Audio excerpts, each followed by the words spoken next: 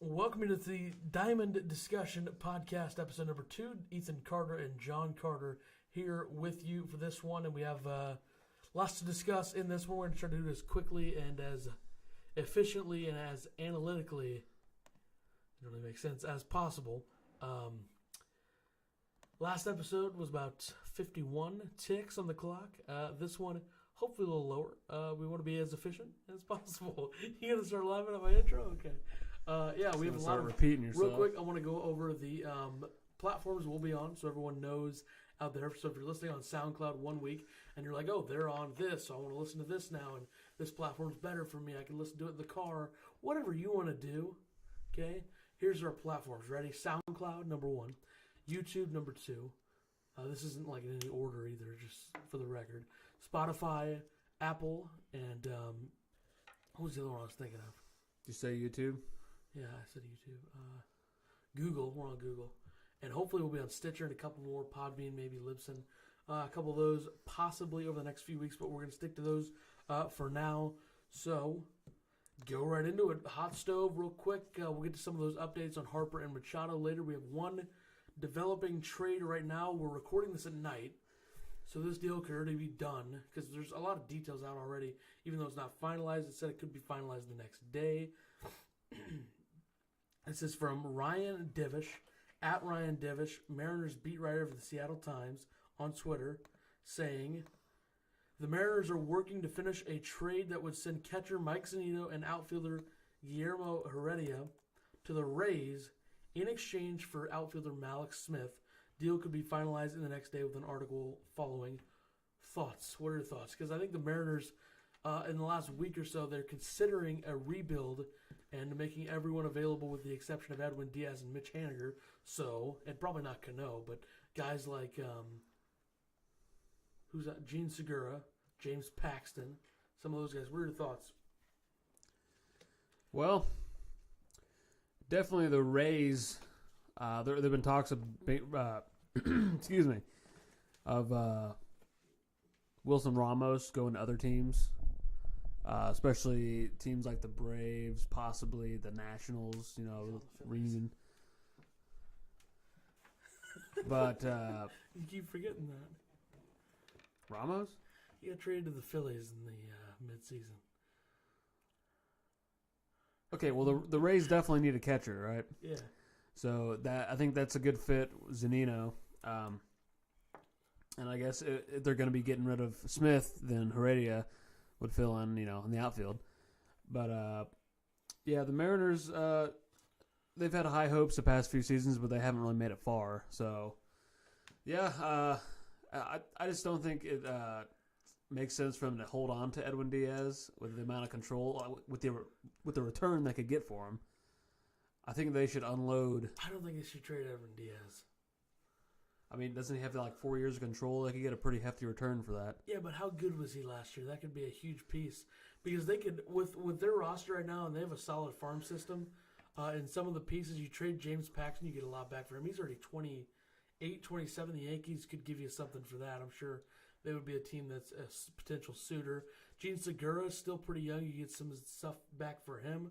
You keep Mitch Haniger in your outfield, you're probably ready to compete within a couple years in that situation. One thing that's unfortunate for them, even though Marco Gonzalez has kind of performed, the fact that they traded him, or traded Tyler O'Neill to St. Louis, so he would be a nice piece to have out there in the outfield with Haniger. But anyway, I think this is a good deal for the Rays. I think they could fill in a guy like Zunino. He's got good power. He's an okay catcher behind the plate. I believe he won the Gold Glove in the AL. It was the or one of the awards. Was the fielding platinum fielding Bible something or another? He won something. The Wilson something. He won something defensively. Let me see this. Hold on. Or defensive player of the year. Winners of Wilson. He won the defensive player of the year. Yep. Yeah, so I mean that'll. And the Rays, they have some young guys that could benefit from having a smart, good defensive catcher. This might not be the only Mariners guy that we see end up there. I think Nelson Cruz, who's a free agent, is easily the best. Nelson Cruz is best fit by far, and I tweeted this yesterday. Their best fit by far is Nelson Cruz. Or is the what? Nelson Cruz is best fit by far is the Rays. We watched him. We were watching MLB Network earlier on the flat screen on the wall, by the way, and we saw that they were in need or looking for a right-handed bat. How could Nelson Cruz not be the guy? I think that'd be a great deal. I think the Rays will be have another solid year. I don't know if they'll win as many games as they did, but we'll see how that goes. They really need Blake Snell to perform again. We'll get to him here in a moment. But let's move on to the next topic. Like I said, we'll be covering hot stove stuff every single week here. AL MVP, the finalists were announced, and we're going to do, so there's 3 finalists, obviously. We're going to do our 4 and 5. So the 2 guys that would come after those that could get votes in that regard. So the American League MVP, I'll go first here. Obviously, I'll go 1 through 5 because we know the finalists are Betts, Trout, and Ramirez. That's how I'm going to order 1 through 3. Mookie Betts will be the MVP by far. Easily the best player in the American League overall. Mike Trout was injured for a little bit, and he's the best player on the best team. So Mike Trout will be number 2, and Jose Ramirez number 3. Number 4, I'm going to go Alex Bregman. Bregman had a tremendous offensive and defensive season at third base with the middle infield of the Astros being injured for part of the year. Altuve and Correa didn't produce up to their standard. Springer as well. So Bregman really carried this offense a lot this year. We can't really say enough about what Josh Reddick and Marwin Gonzalez brought to the table for them. They had pretty good seasons. But number 5, I'm going to go Francisco Lindor, the second best defensive shortstop in my opinion in the American League. Very, very good player. Had a very good year. Offensively, the power numbers were up, and I think he was very valuable to the Indians. Him and Ramirez both. So I'm going to go Bregman and Lindor at 4 and 5. Yeah, for my 4 and 5, I'm going to go J.D. Martinez at 4. I mean, I agree with the top 3, Betts, Trout, Ramirez. J.D. Martinez, though, I mean, it does hurt that he doesn't play a defensive position. But absolute, I mean, if the Red Sox didn't sign J.D., I don't think they would have made it as far as they did. Because he definitely had an impact in that middle of the order hitter, you know. And number 5, I'll agree to disagree and go with Lindor. For the same reasons I did. Yeah, this is more or less a joke saying agree to disagree. But yeah, Lindor, I mean, he's probably the top shortstop in the AL. Okay. Can't really say much that you didn't. So. National League MVP, Yelich, Baez, Arenado is my 1 through 3. Those are the 3 finalists announced last night. Number 4, by the way, we're recording this on Wednesday night, just for the record. Number 4, Freddie Freeman carried that young Atlanta lineup. They had a great year. Acuna was amazing. Easily the rookie of the year in the National League, in my opinion.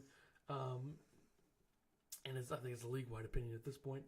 I don't think much people other than Nats fans are really counting on Juan Soto here. Anyway, yeah, I think Freeman's a huge part of that guy, huge part of that team as a leader. Him and Markakis, I think Freeman definitely deserving of some MVP votes. And then Trevor Story, another guy in the Rockies behind Arenado. He had a tremendous offensive season. He also stole a lot of bases. His power numbers were pretty par to his level. And the defense was very good from Story as well. Story had an all-around great year. He was really showed up to be kind of close to a 5-tool guy this year for the Rockies, and I think with their success, I think he's deserving of getting a vote or 2 here and there. Maybe if some Rockies voters, Rocky beat writer voters would want to maybe sacrifice a couple votes for Arenado, maybe throw him Story's way. But yeah, I'm going to go Freeman and Story at 4 and 5. Thoughts?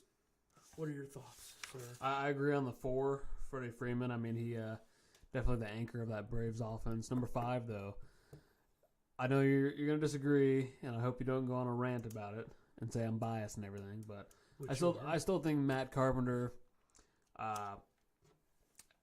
he had a great year, and even when he was struggling at the beginning of the year, 6 or 7 at best. Go ahead. Yeah, Okay. Maybe 8. Go ahead. Yeah. You probably just broke everyone's eardrums, by the way. Back up, sir. Okay, but yeah, even at the beginning of the year, when he was struggling, he still hit the ball hard, and analytics told us that he was getting completely unlucky. I mean, he was still, his percentage of balls hit, and he was swinging at balls that he shouldn't have, and getting into counts that he normally wouldn't have, and wasn't working the count as well. But I still think that he had obviously had a bounce back part of the season. I still think he had a solid overall year, and same could be said about the anchor of the Cardinals offense, so to speak. I would agree if the Cardinals made the playoffs. If they made the wild card game, I think you would have a better argument for him. And he'd definitely be in the discussion if his September wasn't average. His September wasn't very good. It wasn't as bad as his April, but it wasn't great. So, anywho, we don't completely agree on both, but that's okay. AL Cy Young, NL Cy Young will start in the AL. The nominees, or the finalists, rather. Snell, Verlander, Kluber. I think Snell's a runaway winner by far. Someone making the argument, he didn't pitch 200 innings. I don't care. His stats were too good. He had the most wins. Too bad he didn't pitch enough innings, right? We're mad about his innings. Come on, give me a break on that. Number 4, I'm going to go Chris Sale. I think easily the best pitcher in the Red Sox rotation. He had some injury issues towards the end of the year, but you had a really good year overall. And then number 5, Garrett Cole. Number 2 in that Astros rotation, another tremendous year. His first couple months were a lot better than his last few, but overall a good enough year for sure to be number 5 for me. So those are my 4 and 5, Sale and Cole. I'll agree on the 4, Sale. Definitely another factor as to why the Red Sox made it as far as they did. I mean, the rotation isn't much to write home about if you don't count Chris Sale. But yeah, anytime you have him in your rotation, that's you're going to be expecting to get a dub on that 5th day. For number 5, though, I'm going to have to go with Severino. I think he had a solid all-around year. He's still young, and I think one thing that could be a disadvantage for him is pitching at Yankee Stadium, that small ballpark. So that might not help his ERA or his WHIP as much, but yeah, pretty close. I mean, there are rankings or opinions. To Trevor Bauer as well. But Cole and Severino and Cole close. Very outspoken on Twitter, Trevor Bauer. Yeah, the host here just likes to interrupt and disagree all the time. Okay. I didn't disagree with that's Severino. all I have. Good Lord. Okay. Which I think a lot of people that are listening to this would agree that the Matt Carpenter pick is kind of a reach. But anyway, moving on to the National League. Carpenter was at number 1 at one point. Yeah, for like a week.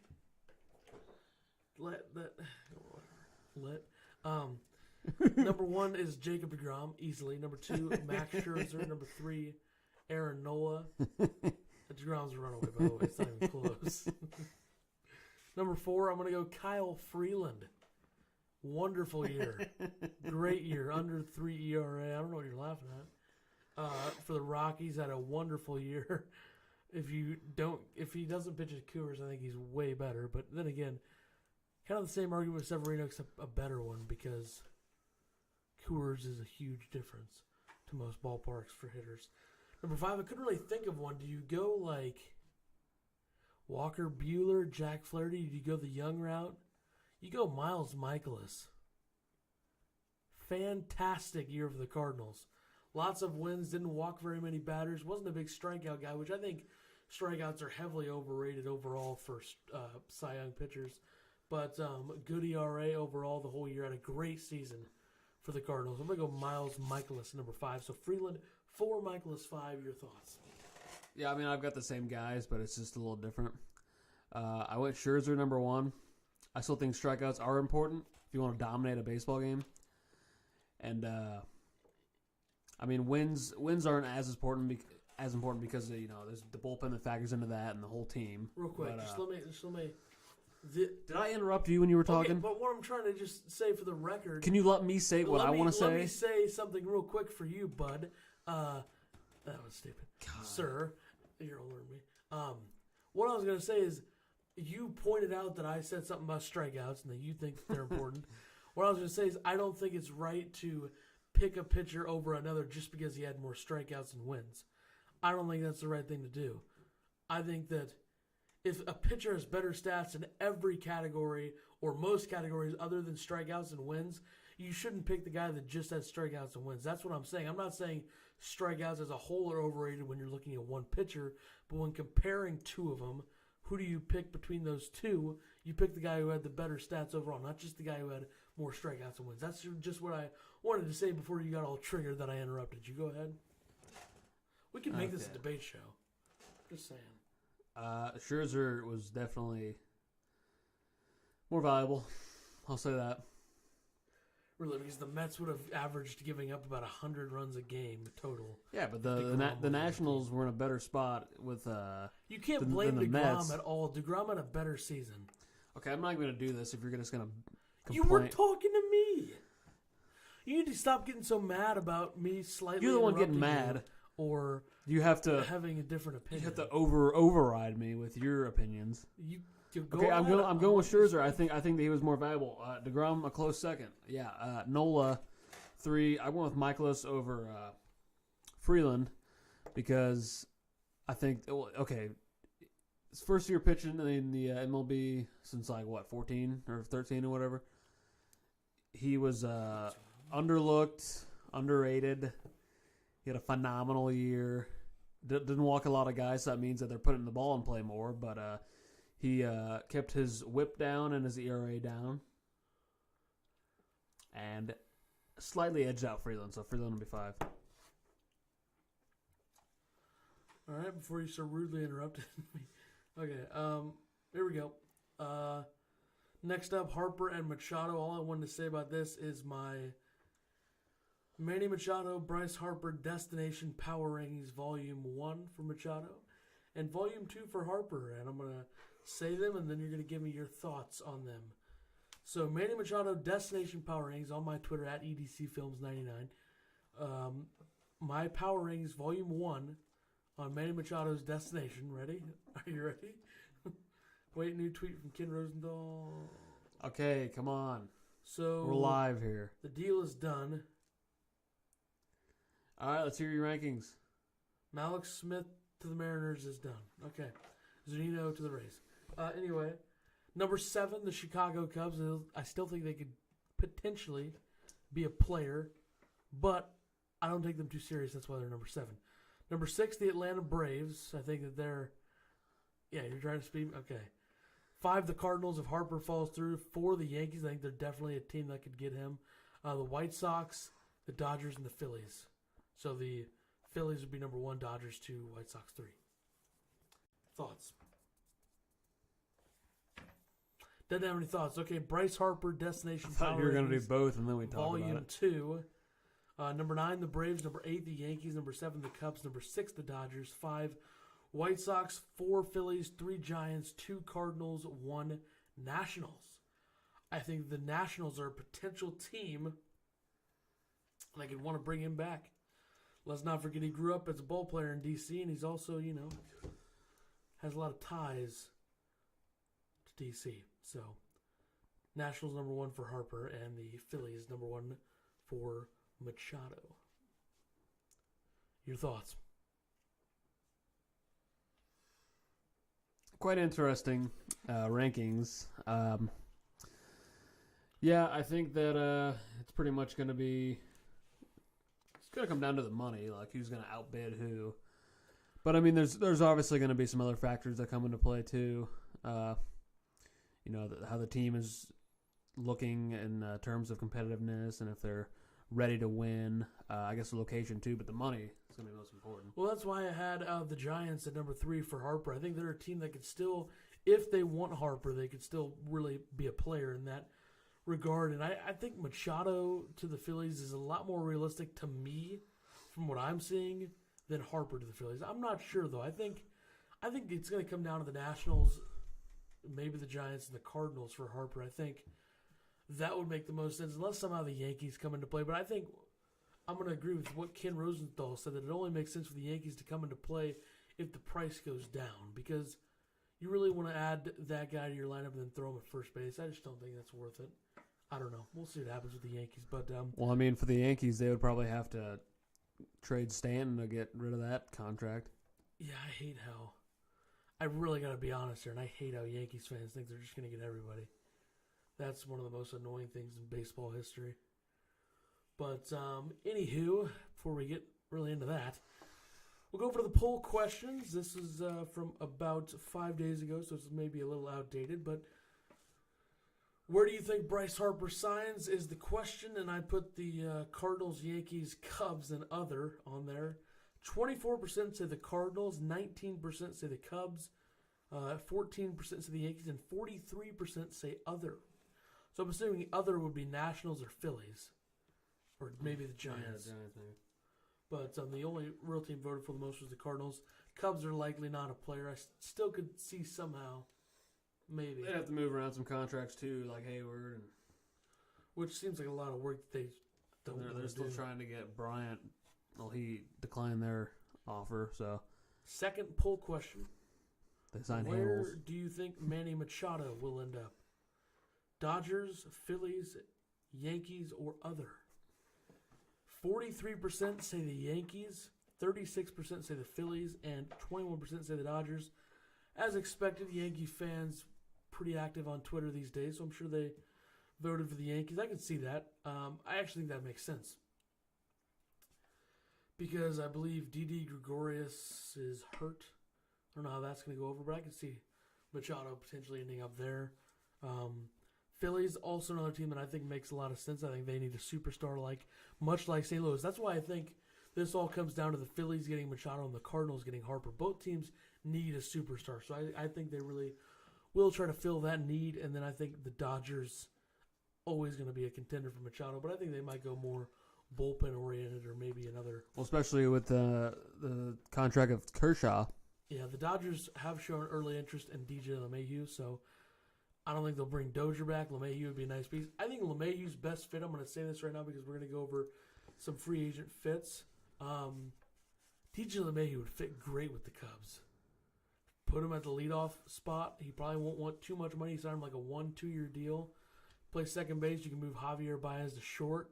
Your infield with Contreras behind the plate, Rizzo at first, LeMahieu at second, Baez and Bryant on the left side. That would be a really, really solid plan. I think that would be a better plan than signing Harper, because you sign Harper, you have to move a lot of stuff around. You have to move a lot of money around.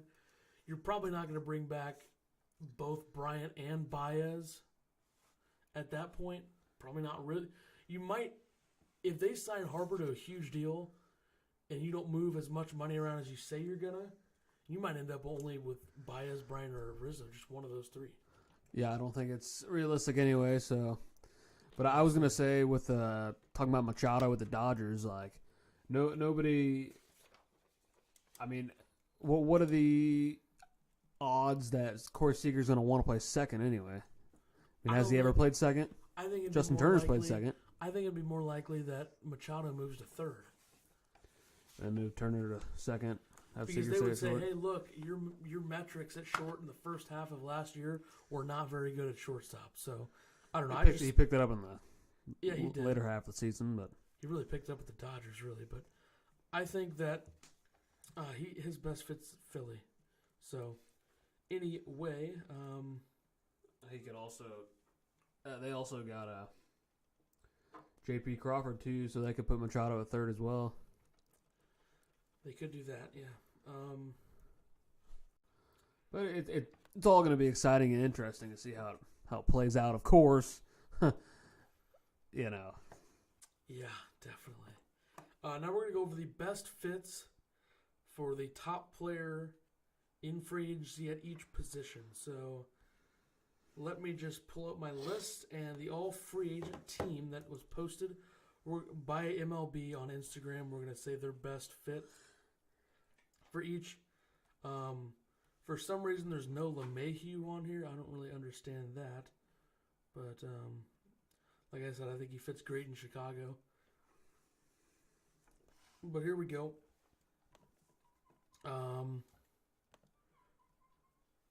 Nice chair. All right, so The first one is catcher, right? yes. Yeah. Yasmani Grandal. Where do you think he fits best? Well, I still think that he fits pretty well in L.A. But, I mean, they do have Austin Barnes there that kind of platoon those two. It's hard. What do you think?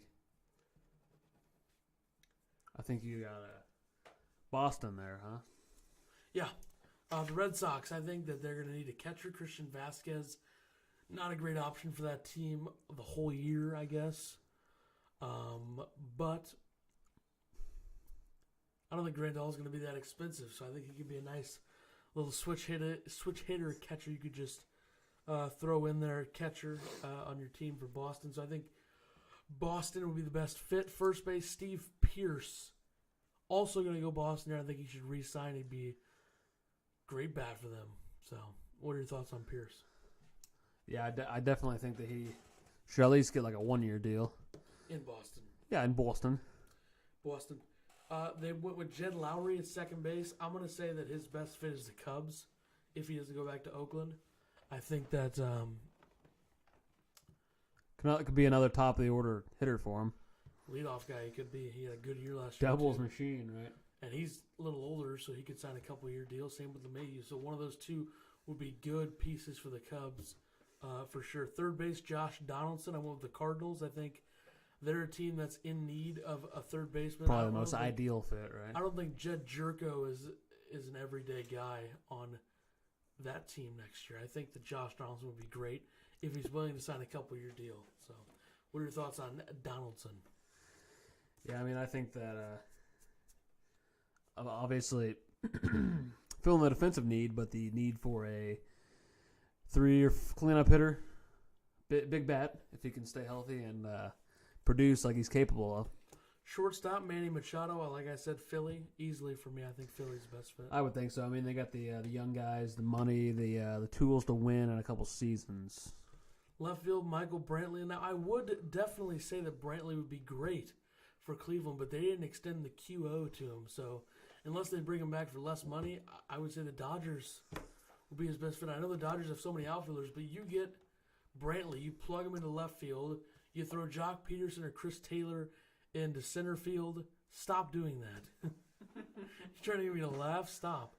And then right field, you have Yasiel Puig, and you keep Kike Hernandez as a utility guy, and move Bellinger back to first base. So I think that makes the most sense. It's an influx of outfielders for the Dodgers, but they're not all outfielders though. The only real outfielders are. I'm thinking San Francisco for Brantley. Not a bad pick. Okay, It's another center second field. option. Center field, AJ Pollock. I'm going to say that the Cubs again. I don't think they get both Lowry. I don't think They don't have a clear-cut center I don't fielder. think they get both a second baseman and an outfielder though. So I think Pollock would be a great fit there. I think he'd be another leadoff option. Not necessarily that saying they they're going to get them both. desperately need. Right. I'm not saying that. No, I'm just saying that I think his best fit would be there because he's another guy who could bat leadoff. Would you quit trying to peek off my notes, sir? Bryce Harper, St. Louis, baby. Bryce Harper to the Cardinals. That's all you need to know, folks. I want to be very embarrassed if that doesn't happen. Corbin is the best starting pitcher. I'm going to say Yankees easily. I know he wants to play there. They need a lefty starter, so they could. If they don't get James Paxton in the trade market, I think Corbin is their guy. Relievers, I went with a lefty and a righty. It's Kimbrel and Miller.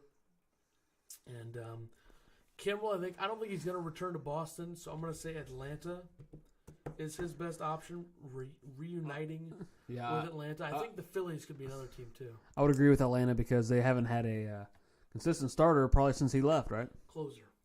Closer, sorry. Consistent Carter. Andrew Miller. Okay. Miller, I'm going to say St. Louis. They need a lefty guy in their bullpen. And I would go with a split between them and the Dodgers. Yeah. But yeah. Certainly. Okay, let's test the markets now. For Real JT, Muto. Real That is a big one. I'm going to give you 3 teams right now that I can see getting JT Real Muto. Number 1, the Astros. Number 2, the Red Sox. And number 3, the Phillies. What about the Braves, guy? And the Braves. Okay. That's 4. I'm going to go out on a limb right now and say he's going to Houston. Book it. Definitely the Marlins asking price is going to be pretty high, pretty sizable. I think Because Houston they're in needs to- complete rebuilding mode, so... Houston would be in a great spot if their opening day lineup infield was him behind the plate with probably Gurriel at first because Marwin Gonzalez is probably gone. With Altuve, Correa, Bregman, that would be great for them. So I think that should happen. Another place that Brantley could fit is Houston too. Brantley or Real Muto? Brantley, Oh, left field. that's true. So are you anticipating talking about Goldschmidt and Greinke? So I was about to get to The Arizona sell? Do you think the D-backs are going to sell? I think I'll tell you this, they're definitely going to explore. if they lose, they're going to lose Corbin and Pollock most likely, right? I think they're going to explore the idea of it for sure. Yeah, I mean, I don't think they're poised to necessarily at this point compete with the Rockies and the Dodgers and themselves, so to speak. Okay. I think the Greinke contract might be tough for some teams to pick up, but if the D-backs can pick part of that up, that would be a good thing for I mean, them. if they can, pick up part of it, get rid of that kind of, they would have more flexibility to do more signings or trades because that Greinke contract is pretty hefty. It's like $34 million a year, isn't it? Yep. It's the highest in the league right now, but that is where we'll leave off for episode 2. Definitely much more to discuss next week. Certainly. So we'll see you next Thursday, likely, maybe Wednesday, for episode number 3. Thank you all very much for listening. Make sure to like and share the podcast on whatever platform you're listening to. If you're listening to on iTunes or YouTube, make sure to hit that free subscribe button. And we'll discuss more Hot Stove. We'll probably have some more Harper and Machado updates in the next one. See you guys. And he says, see ya, and thank you, everybody.